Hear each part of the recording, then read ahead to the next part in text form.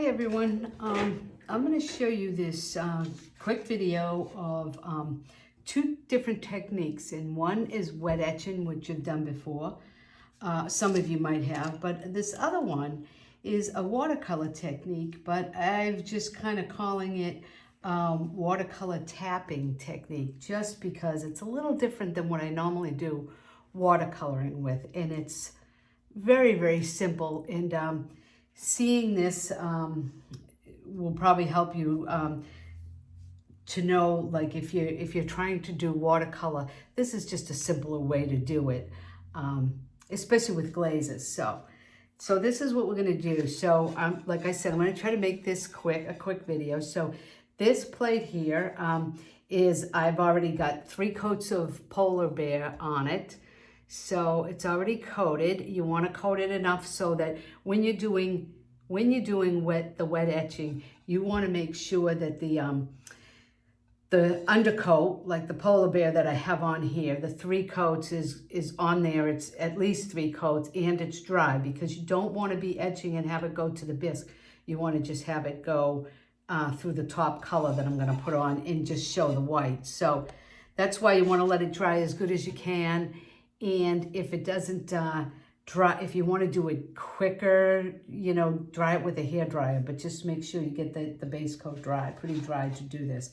Now, but first I'm going to show you, so I'm going to show you how to do this watercolor tapping technique. Now, the only colors on this is a plate that you'll see on our Facebook page, and this is giving you an example of it. So it looks kind of muted, like a watercolor look, but I'm going to show you how I did that. There's only 3 colors on this whole plate.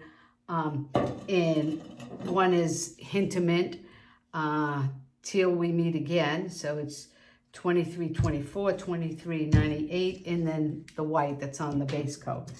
So what you're going to do is, this is how this is done. I'm going to pour a little bit of this one, the lighter green, and then a little bit of the teal. New bottle, so. And so I'm going to show you what you only need a little bit of color. I've got way more on here than I need. Okay, so when I've already, like, I base coated it, I've already traced the template on here, so you got the pattern on here. So what I do is take like a number, I don't know, maybe a number 6 brush, whatever you're comfortable with. Now, I didn't have to put these, trace the inside of the shell if I didn't want to. So here I didn't, because this is basically how I did them all. So I take the light green, this one's the Hint of Mint. So I take that, and now what I did is mostly did the lighter part at the top area and the darker down here, but it doesn't matter that much. So I'm just tapping the color in, okay? See, so I'm just tapping it on. So I'm not brushing it, because brushing it just kind of smooths it out, and you got to keep going over it and over it. Then I'm going to take this, the darker one, I'm going to put it down the bottom half. Like I said, I'm just going to tap it in. Now, it's this quick and easy, believe it or not. It's so easy to do. Okay, so I'm going to do that. And then, because I want it blended in the middle, I'm going to kind of blend that area. Now, I'm going to wipe my brush off a little bit on a paper towel. And because now I want to go in and do just a second coat, even though I don't want it heavy, just because I want to blend it a little bit more. So I'm going to tap a little bit more on there. And then I'm going to wipe my brush, go in with this darker color again, and tap a little bit darker down here. It's a good way of shading with watercolor, that you don't have to worry about, you don't have to worry about streaking or anything like that, because you're tapping it on. And then the blending, you can just use both colors to blend it where you want it. So it's not all like just like a big line across it. You know, putting a little bit darker up here. You know, so that's what you're doing. I'm going to show you, I'm going to do one of these little, I don't know, I'll call them arms, but on a turtle, I don't know what they're called, but so now I got the lighter at the top. Now I'm going to tap in some darker at the bottom. I'm going to wipe it off. I'm going to get a little more of the lighter green, and I'm going to kind of, you know, blend it, okay? See? So now I got, you know, you got your two tones in there, okay? Now, when I did this, the top, this one here, now I can just take this and put, now this is how you can do this one, okay? So if I didn't have any of the lines in there, because you're going to have to put them in after if you know, you're going to have to trace them in after, because you won't see them. So now this is, I'm going to do this on the bottom. Then I'm going to put some darker color. I'm going to tap the darker color in this area. Okay, now I'm going to go wipe it off a little. I'm going to tap some lighter color in there.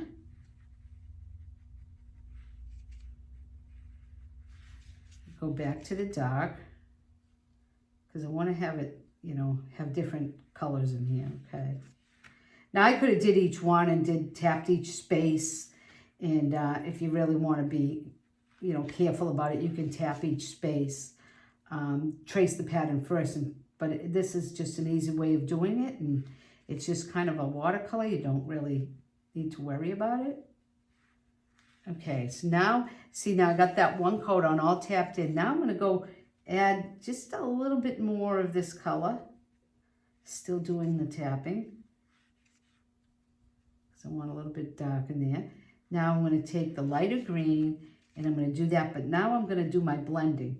So I don't have all, it's not like lines, you know, I don't want it to look like stripes, okay? So now I'm going to blend. You see how the difference is when it's blended compared to right here? So you can see that this is blended, this is not blended. So you want to kind of tap right where the line is, right there where the colors meet, just to get it to blend. I'm going to do the same up here. Now, if you want darker shadows, I mean, the fun part about this is if you want darker shadows a certain place, then take some dark and put some darker areas like this, you know, just tap in a little bit of dark areas there just to give it a little bit different, but just always go back and kind of, you know, blend it. And that's it. That's what you do. So that's basically the watercolor tapping technique. That's it. You're putting it on like this, okay? Now I'm going to let that dry just a little bit because we want it to stay a little bit damp for the wet etching. So if you haven't done wet etching before, I'm going to show you that too. So let's let that dry for a few seconds, maybe about 2 minutes, 2 or 3 minutes, then I can start the etching. Okay, so now this is dry enough to trace the rest of my pattern because I want to put it in there because I don't know where to put the lines.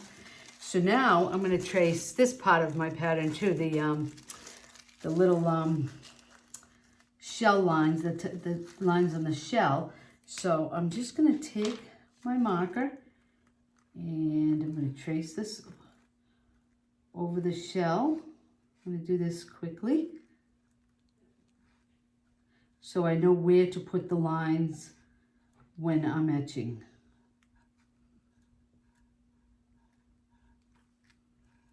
Not being real picky with this, so. Now, I can also retrace this. That's why I didn't have to trace this. I didn't have to put that on before. So now I'm going to trace my lines in here also because I went over it with the color. That's why you don't want to put it on first.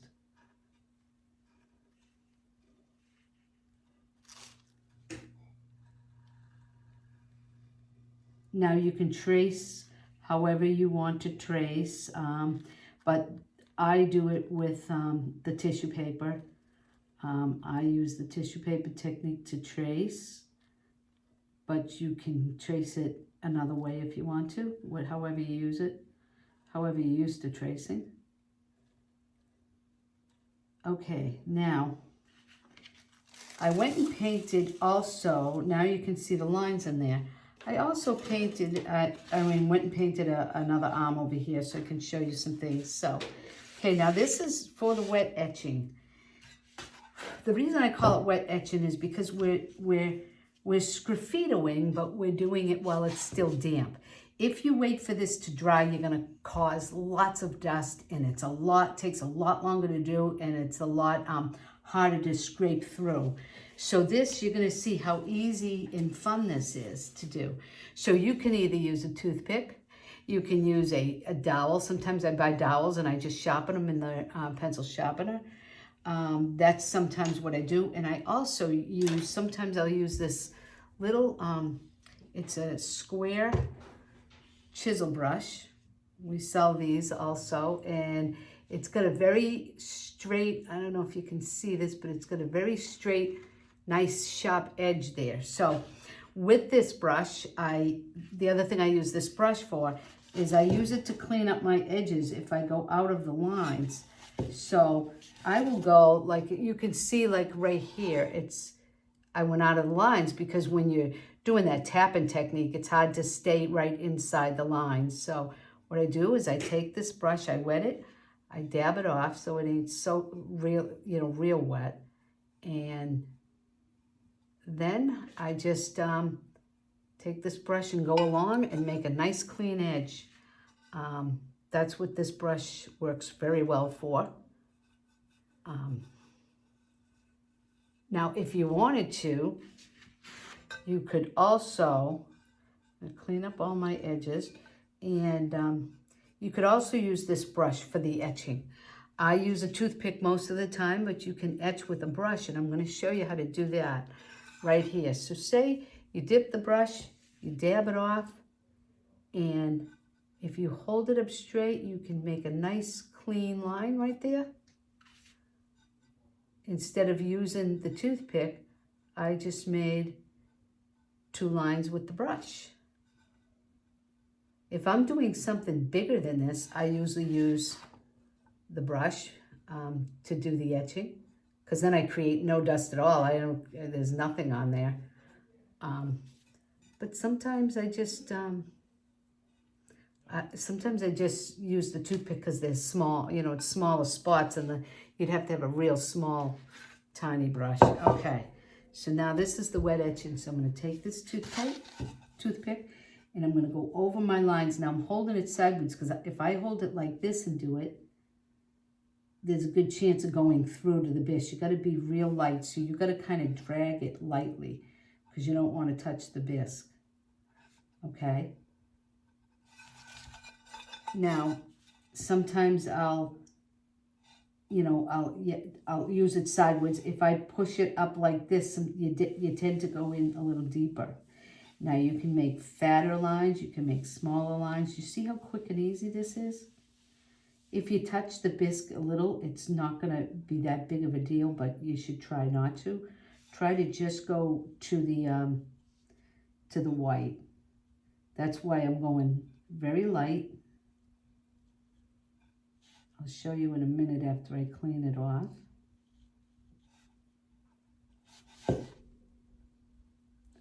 I mean, that's why sometimes it's good to let the base coat dry overnight if you can. But, or dry it with a hair dryer. Like I said, that kind of makes it a little bit easier and quicker to do. Now, I also want it, want the line going right here. Anywhere that I have traced my design on there, my pattern on, that's where I want to etch.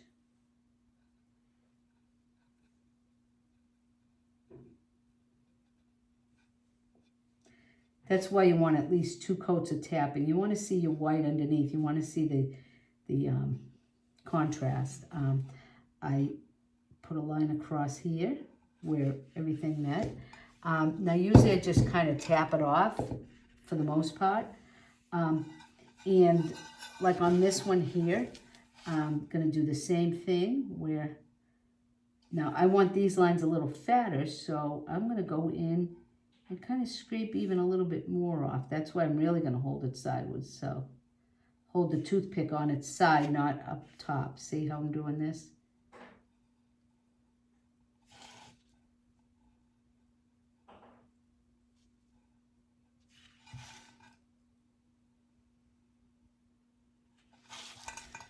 it does create these little crumbles like on it, but they're not dry crumbles, so it's not like the dust of, you know, dry crumbles. This is more like it's still damp, so.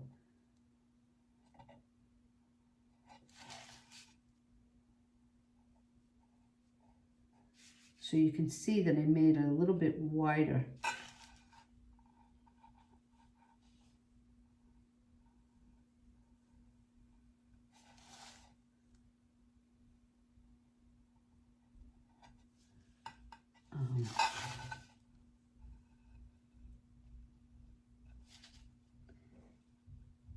The wet etching is actually fun to do.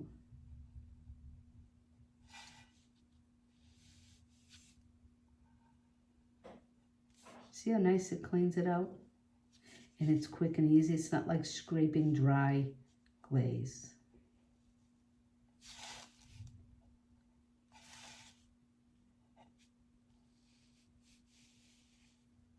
Okay, so that's it.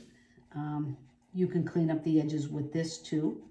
You can see if you didn't want to use that other little chisel brush, you can get some of the edges if you went out of the lines.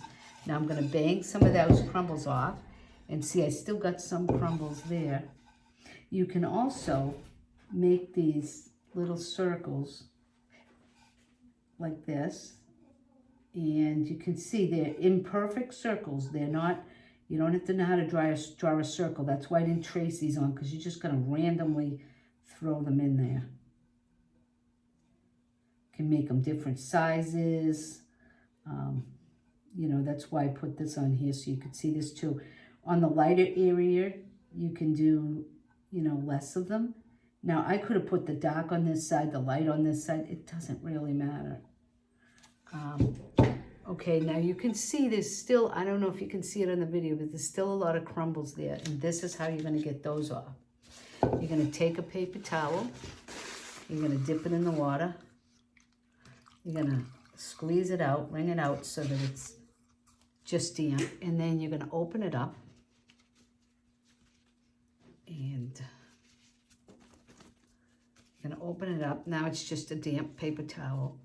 And you're going to lay it across your piece. Now this is after your piece is all done. And you're going to tap it down. You don't want to rub it. You don't want to wreck your piece. And then you're just going to pull it up. And that takes all the crumbles off and puts them onto the paper towel. Okay, so took all the crumbles off. So it's ready to be, well, fired if I finish the whole thing. But I just wanted to show you the idea. And do you see by going with the dark and then the light, you know, light, then dark, then light, then dark, then light, you kind of still got that tone in all the little things on this, all the little shell spaces. So if you want wider lines and you don't have a toothpick, or you want to use something a little bigger, you can use this tool also, which works very, very nice. Any kind of a wooden tool, but don't use a metal tool for wet etching. You might be able to use one for dry etching, but do not use it for, you know, it's the metal tools might be good for sgraffito, but it's not good for